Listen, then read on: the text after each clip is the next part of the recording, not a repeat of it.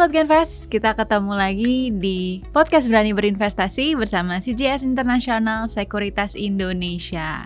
Hari ini spesial banget seperti biasa, saya nggak sendiri, ditemenin kali ini sama ekonom dari CGSI nih, yaitu ada Wisnu Triatmojo. Halo. Hai Wisnu. Halo Sian. Sehat? Sehat. Agak ngantuk sedikit. Jujur banget. Thank you ya udah datang. Sama-sama. Nah, karena hari ini ada Wisnu, kita pasti mau ngomongin tentang ekonomi. Ya. Jadi minggu lalu, itu kan emang baru rilis untuk PDB kita ya, untuk yang kuartal 4 nih, Betul. 2024. Nah, itu naik tipis nih. Komentarnya nih gimana nih, No?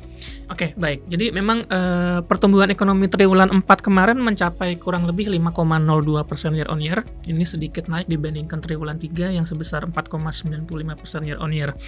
Kalau dilihat secara komposisinya, yang membuat GDP-nya itu sedikit naik adalah karena kenaikan dari sisi konsumsi rumah tangga, dan juga ada sedikit penurunan dari sisi kontraksi di sisi net export. Efeknya positif gitu ya. Memang kalau kita lihat secara kualitatif apa yang bikin itu jadi naik, salah satunya adalah ada efek tahun baru. Efek biasanya di akhir tahun konsumsi agak sedikit meningkat, mobilitas masyarakat juga sedikit lebih tinggi karena mungkin ada yang traveling atau ada yang pulang kampung gitu ya. Jadi itu yang bikin konsumsinya agak sedikit meningkat di triwulan 4 kemarin.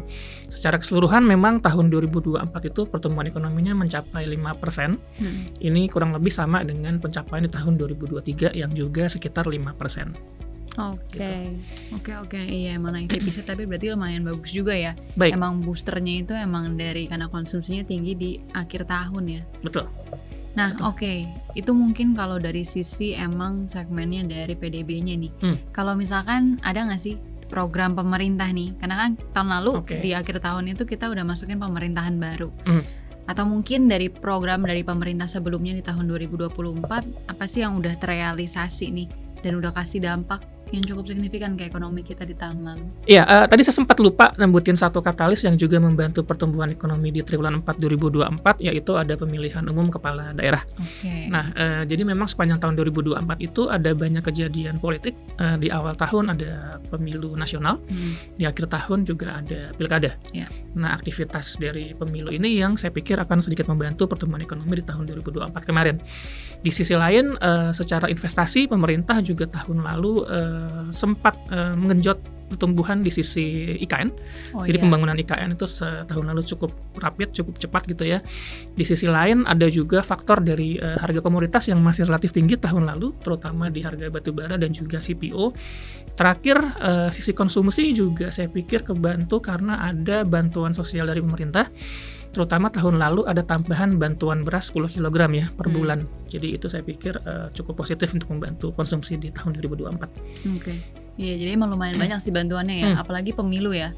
Pemilu, betul. Kalau pemilu mungkin dari kampanye kali ya. Aktivitas kampanye memang tinggi, terutama kalau dilihat dari komponen, ada satu komponen konsumsi namanya konsumsi non-profit, itu biasanya dari NGO atau mungkin dari partai politik. Nah, itu yang konsumsinya memang besar ketika periode pemilu awal tahun dan juga akhir tahun. Oke, itu untuk tahun 2024. Betul. Nah, kalau untuk tahun 2025 gimana nih? Tahun 2025 saya pikir pertumbuhan ekonomi yang masih akan berkisar di kisaran 5%. Saya melihat akan ada katalis dari sisi pertumbuhan konsumsi yang mungkin akan sedikit lebih baik dibandingkan tahun 2024. Kenapa? Yang pertama ada kenaikan UMR. UMR tahun 2025 naik sekitar 6,5%. Ini lebih tinggi dibandingkan tahun 2024 yang kurang lebih 3,5%. Di sisi lain, pemerintah juga mendorong eksekusi di sisi program makan siang gratis.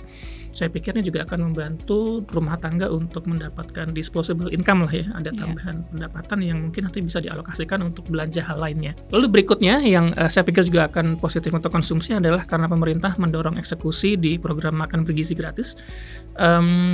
Eksekusinya dipercepat karena pemerintah mengalokasikan tambahan anggaran hingga 100 triliun di tahun 2025 ini.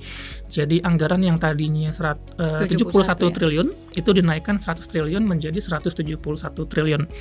Ini yang saya pikir juga akan membantu konsumsi rumah tangga karena anaknya bisa makan di sekolah, lalu orang tuanya mungkin bisa ada sebagian pendapatan yang dialokasikan untuk hal lain gitu ya. Di sisi lain juga di awal tahun ini pemerintah ada program stimulus. Paket stimulusnya antara lain misalnya untuk diskon listrik 50%, itu berlaku sampai bulan Februari. Lalu juga ada insentif PPH, jadi untuk pegawai yang bekerja di sektor industri padat karya seperti misalkan tekstil atau sepatu atau misalkan kulit, itu akan mendapatkan insentif PPH-nya tidak bayar dengan pendapatan totalnya per bulan sekitar 10 juta. Nah, di sisi lain mungkin sebenarnya ada faktor yang bisa membuat pertumbuhan ekonominya agak terhambat, terutama terkait dengan geopolitik yang mungkin juga akan berpengaruh ke harga komoditas tadinya ya. Jadi tahun 2024 harga komoditasnya mungkin agak lebih tinggi, tahun 2025 mungkin ada penurunan. Tapi saya pikir efek dari geopolitik tadi akan bisa di-offset, akan bisa dikompensasi dengan peningkatan dari konsumsi domestik dalam negeri. Dalam jangka pendek di triwulan 1 gitu ya, saya pikir mungkin pertumbuhannya masih akan baik. Terutama kalau melihat ada faktor musiman di triwulan 1 itu biasanya ada Ramadan, ada Lebaran, lalu juga ada panen. Nah, panennya ini tahun ini kelihatannya akan baik kalau berdasarkan data dari BPS. Produksi padi di triwulan 1 2025 ini akan meningkat sampai 52% year on year. Tahun lalu memang produksinya mungkin sedikit lebih rendah karena ada faktor El Nino, lalu juga mungkin ketersediaan pupuk yang tahun lalu lebih sedikit. Tahun ini lebih banyak supply-nya, jadi lebih kebantu. Gitu. Oke. Kalau untuk yang pupuk tuh ada tambahan subsidi ya dari pemerintah ya? Pupuk itu ada tambahan subsidi kalau nggak salah tahun lalu ya. Itu yang tahun lalu memang teman kita sempat ada ya channel checking ke daerah tahun lalu. Salah satu masukannya adalah memang mereka mengalami kekurangan pupuk. Nah, itu yang semakin jalannya tahun lalu itu sudah mulai diadres oleh pemerintah, supply-nya sekarang sudah mulai membaik kelihatannya. Iya. Berarti tahun ini emang banyak banget ya katalis untuk domestik sebenarnya ya. Betul. Apalagi kalau bisa dibilang emang kan kalau konsumsi itu kontributor gede banget kan ya. Betul. Kalau ke sampai 53% dari PDB kita. Jadi itu komponen yang terbesar memang. Iya. Oke. Nah, kalau untuk itu berarti mungkin kita ingat lagi ya untuk target jangka menengah lah dari pemerintah kita itu kan memang PDB atau pertumbuhan ekonomi itu naik 8% nih. Nah, kira-kira pastinya ya untuk kisaran biasanya Indonesia yang di kisaran PDB 5%-an. Nah, kira-kira ini memungkinkan nggak nih untuk ke 8%? Oke, saya pikir yang perlu diperhatikan adalah sisi konsumsinya ya, karena tadi udah sempat dibilang bahwa konsumsi itu membentuk hampir 53% dari PDB Indonesia. Jadi kalau memang kita pengen supaya PDB-nya itu naik dari 5% ke 8%, menurut saya salah satu fokusnya adalah meningkatkan konsumsi tadi. Nah, bagaimana kita bisa meningkatkan konsumsi? Memang kalau kita lihat di lapangan sekarang mungkin ada banyak berita tentang PHK gitu ya.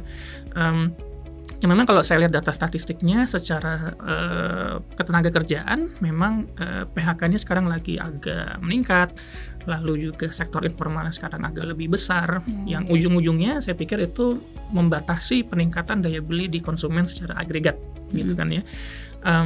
Di sisi lain pemerintah juga sudah memberikan kompensasi atau memberikan solusi dengan cara apa, misalkan tadi dengan MBG atau dengan tadi kenaikan UMR yang lebih besar. Itu saya pikir akan sedikit membantu supaya penurunannya tidak dalam gitu ya.